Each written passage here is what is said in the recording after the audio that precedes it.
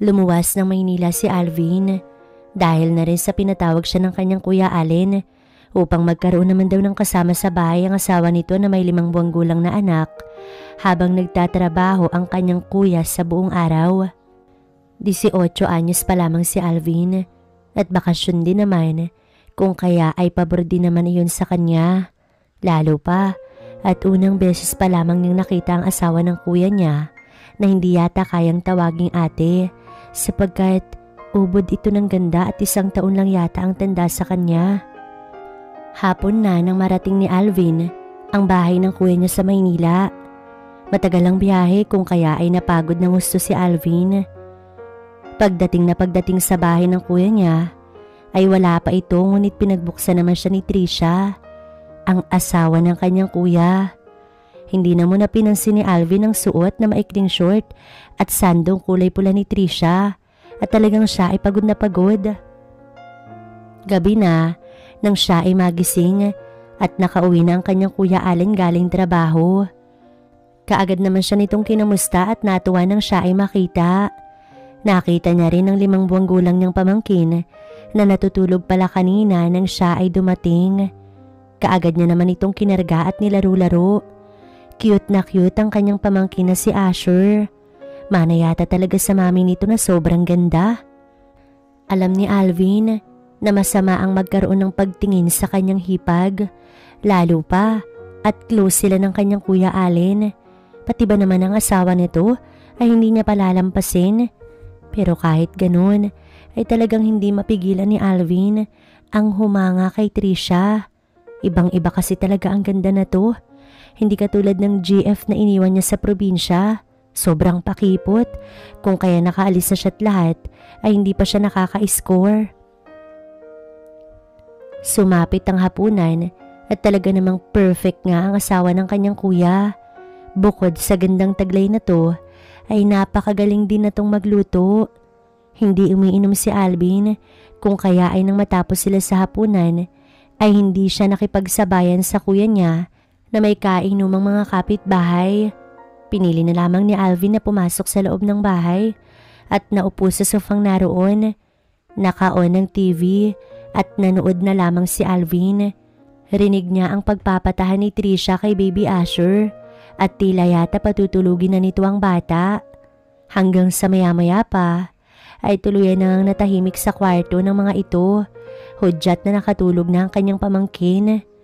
Ilang saglit pa at lumabas si Trisha sa silid at tumungo sa gawin ni Alvin sa sala.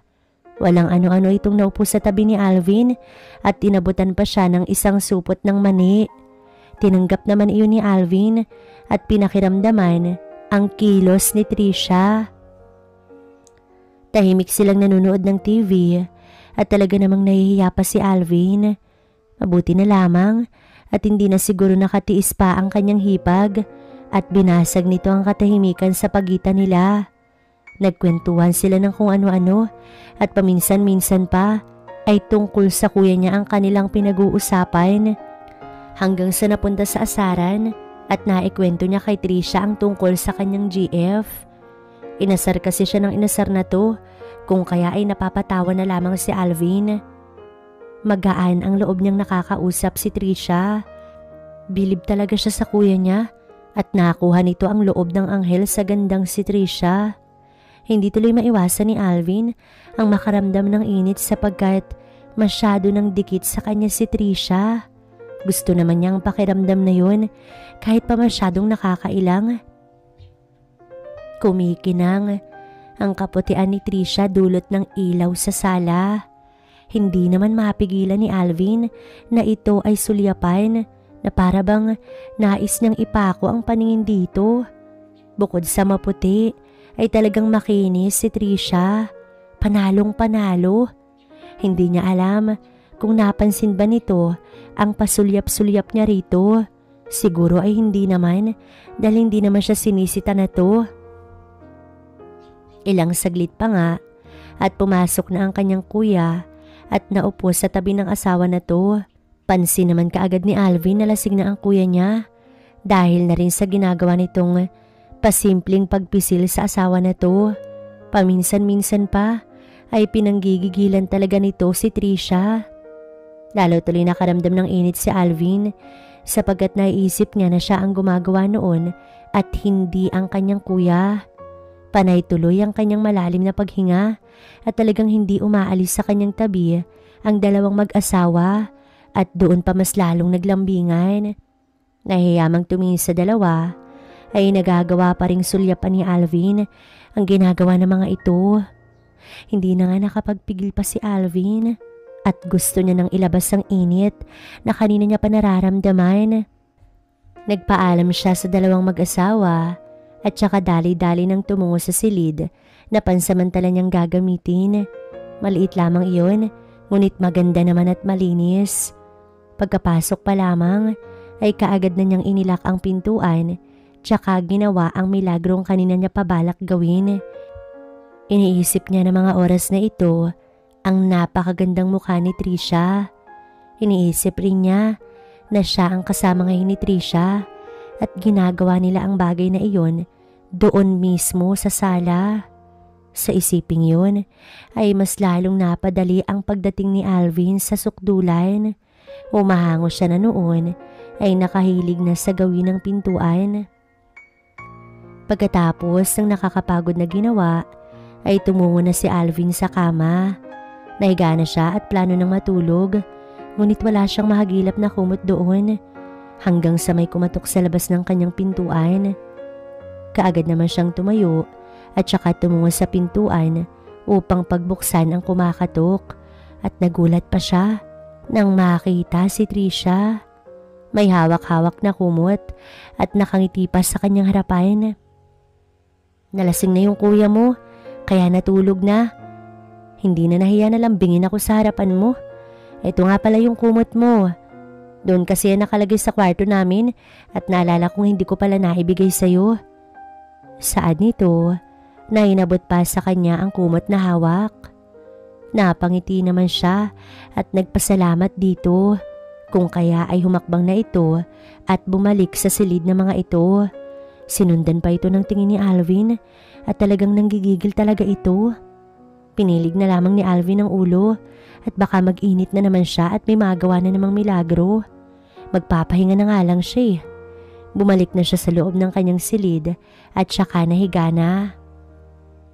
Inamoy-amoy niya ang kumot na inabot ni Trisha at masama pa nga ron ay naamoy niya ang amoy nito kanina. Talagang nakakahalina. Nakatalukbong ng kumot si Alvin at saka pinilit ang sariling makatulog. Nangarap na lamang siya na baka isang araw ay makatsamba rin siya na maganap sa kanila ni Trisha ang bagay na iyon na kanyang pinapangarap. Kinabukasan nga noon ay maagang umalis ang kanyang kuya upang magtrabaho. Naabutan niyang pinatutuyo ng kanyang hipag ang kakatapos lamang maligo na si Baby Asher. Tumatawa pa ang kanyang pamangkin habang karga-karga ito ng mami. Kinuha naman ni Alvin ang kanyang pamangkin at hindi sinadyang masagi ng kanyang kamay si Trisha hanggang sa makarga na nga niya si Baby Asher. Hindi naman iyakin ng pamangkin niya, kung kaya ay iniwan muna ito sa kanya ni Trisha at naglaban na nga ito sa likod bahay. Nilalaro-laro niya ang kanyang pamangkin at pinipitasan ng kung ano-anong bulaklak. Halata namang walang hilig ang kanyang pamangkin sa mga bulaklak at talagang pinanindigan nitong lalaki ito. Natawa naman si Alvin at ano nga naman ang naisip niya at binibigyan ng bulaklak ang kanyang pamangkin. Maya-maya pa ay umiyak ito at hindi nito nakikita yung mami nito. Kung kaya ay umikot sa likod bahay si Alvin para puntahan ang kanyang hipag na naglalaban ng mga damit ng kanyang pamangkin. Natigilan si Alvin dahil sa kanyang nakita. Nakaupo si Trisha habang harap-harap ang palanggana. Maikling short ang suot nito at talaga namang napakaganda na to kahit simple lamang. Napalunok tuloy si Alvin at hindi alam kung tutuloy ba o ano sapagkat bigla na naman siyang nakaramdam ng kakaiba. Bigla namang tumayo si Trisha na makita siya at kinuha mula sa kanya ang anak nito na noon ay natahimik na. Sinabi rin ng kanyang hipag na Napatutulugin na lang daw muna nito ang kanyang pamangkin at nang matapos naman ito sa paglalaban na to. Pumasok na nga sa loob ng bahay si Trisha, karaga-karaga ang kanyang pamangkin. Pumasok nga ang mga ito sa kwarto, kung kaya ay dumiretso na lamang si Alvin sa kusina upang kumain ng agahan. Idinaan na lamang niya sa pagkain ng kanyang nakita kanina at ang init na napukaw sa kanyang katawan nang makita iyon. Kakatapos lamang na kumain ni Alvin at niligpit na nga niya ang pinagkainan. Maging ang mga nakatambak na plato sa lababo ay hinugasan niya na rin at alam niyang masyadong abala si Trisha. Kaya nga siya lumuwas para may katulong naman ito. Aba, ang sipag pala natin ah.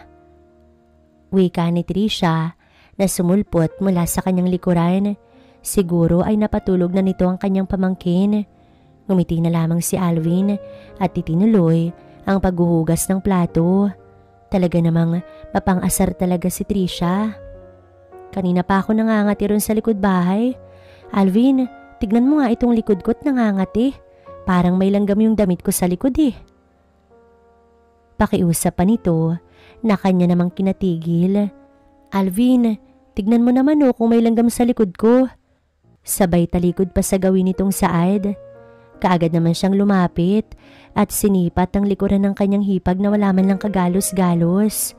Pakiramdam ni Alvin, talaga namang init na init siya ng mga oras na iyon. Halos kapusin si Alvin ng paghinga habang patuloy na tinitignan ang likod ni Trisha kung meron bang langgam. Namula nga ang ilang parte nun, ngunit wala naman siyang nakikitang langgam na posibleng kumagat rito. Ano, meron ba?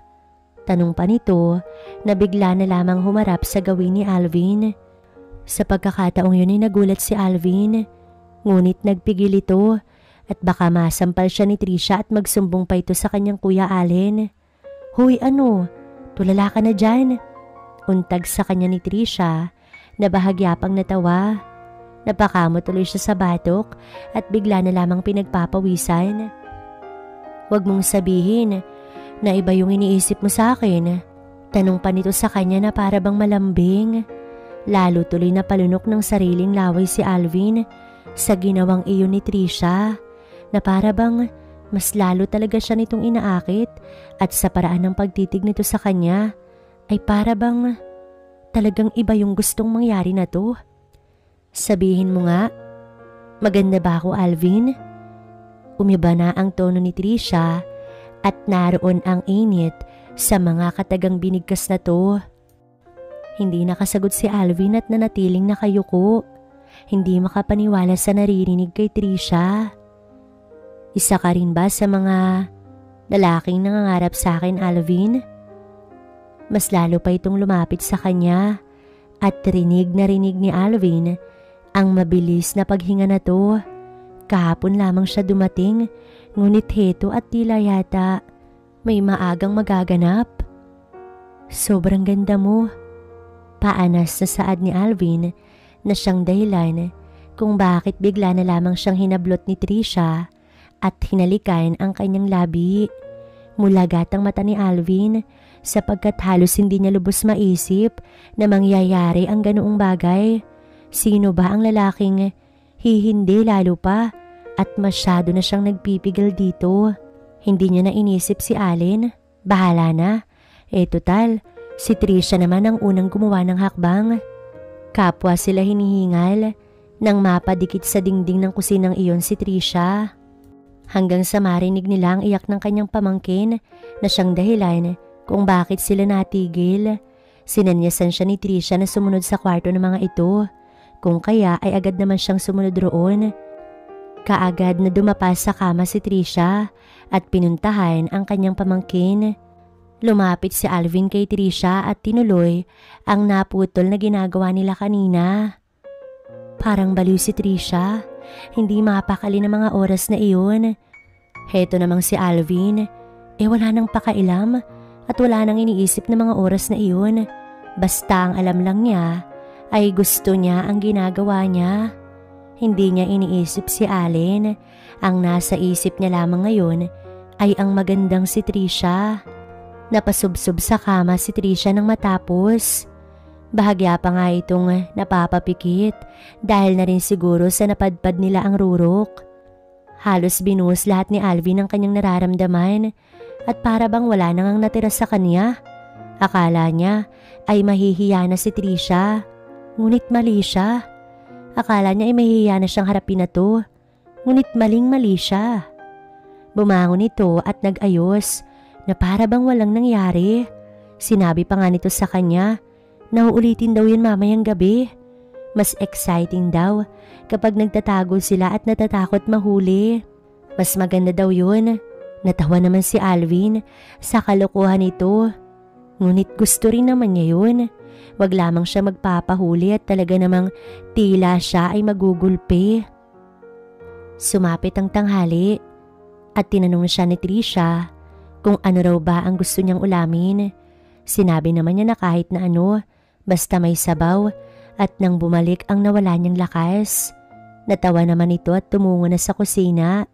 Sumunod naman siya rito at talagang gustong gusto niya itong panooring nagluluto at isang bestida lamang ang suot. Sa kakatitig ni Alvin kay Trisha ay muli na naman siyang nakaramdam ng init. Kaya naman, hindi na nakapagpigil si Alvin. Marahan niyang nilapitan si Trisha. Hinawakan niya ito sa magkabilang braso at pinaharap sa kanya. Binigyan niya ito ng isang matamis na halik at muli ay iniharap sa niluluto habang siya ay nakapwesto sa likuran na to. Ano ka ba naman, Alvin? Parang hindi pa tayo nakakabawi ah. Tapos sayang ka na naman. Wika ni Trisha. Kasi naman tignan mo naman kasi napakaganda mo. Ikaw talaga ng bola ka pa. Hindi na nga nagpatumpik-tumpik si Alvin at muli ay ginawa niya ang bagay na naganap kani-kanina lamang. Pawis na pawis si Alvin nang umalis sa may pwesto ni Trisha. Lumingon naman ito sa kanyang gawi at saka siyang initian. Malagkit na titig ang ginawad nito sa kanya na para bang satisfied na satisfied. Baka naman wala ka nang itinirang lakas para mamaya. Mas gusto ko pa naman pag yung hating gabi. Saad ni Trisha kung kaya ay bahagya siyang natawa. Kahit pa wala na akong lakas, nagkakaroon naman ako kapag nakikita ko yung ganda mo. Sagot niya rito na mas lalo naman niyang kinatuwa. Maya-maya pa nga ay natapos na ito sa pagluluto, kung kaya ay naghain na ito ng pagkain. Nilagang karne ng baka ang niluto nito at tamang-tama iyon para naman bumalik ang lakas ni Alvin. Pawis na pawis siya habang humihigop ng mainit na sabaw. Ganon din naman si Trisha. Hindi man ito sinasabi, ay batid niyang nawalan din ito ng lakas at bumabawi lamang sa pagkain. Panaka-naka ay nagkakatinginan sila at talaga namang napakasaya ng araw na iyon para sa kanya.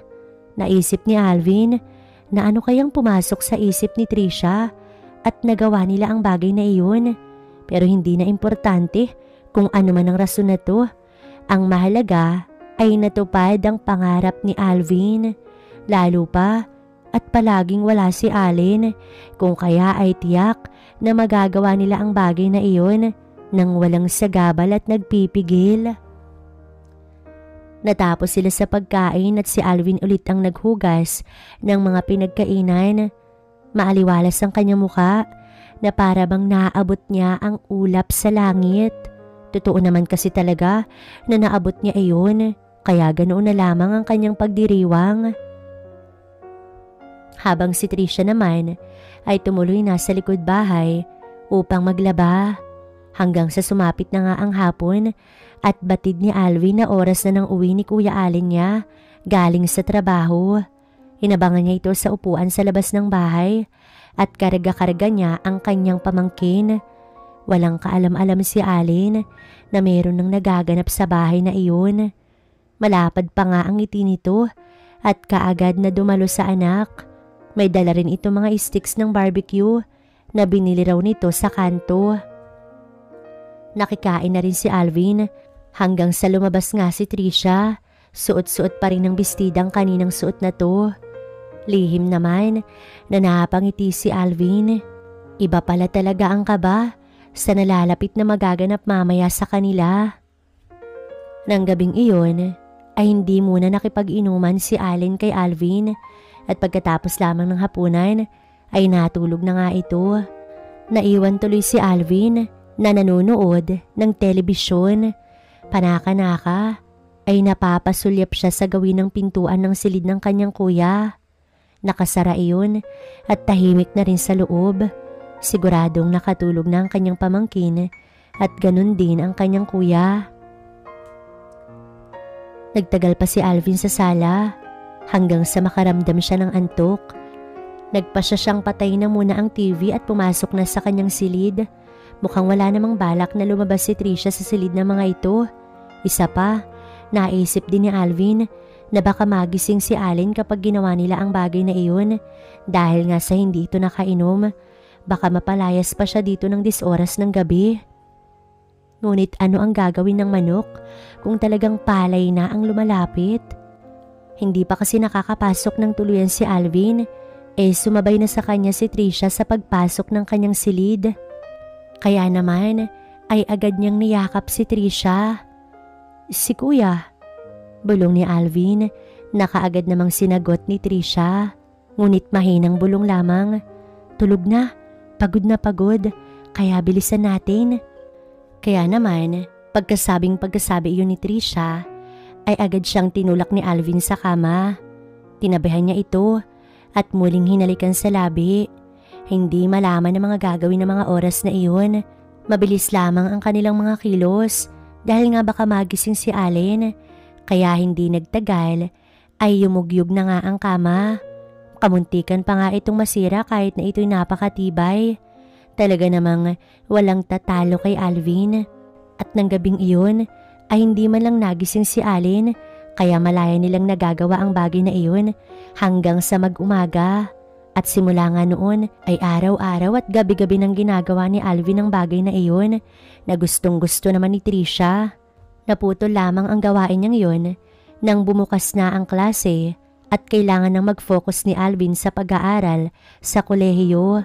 Ngunit paminsan-minsan kapag may mahalagang okasyon kagaya ng bagong taon ay nagagawa pa rin gawin iyon ng dalawa nang hindi sila nahuhuli.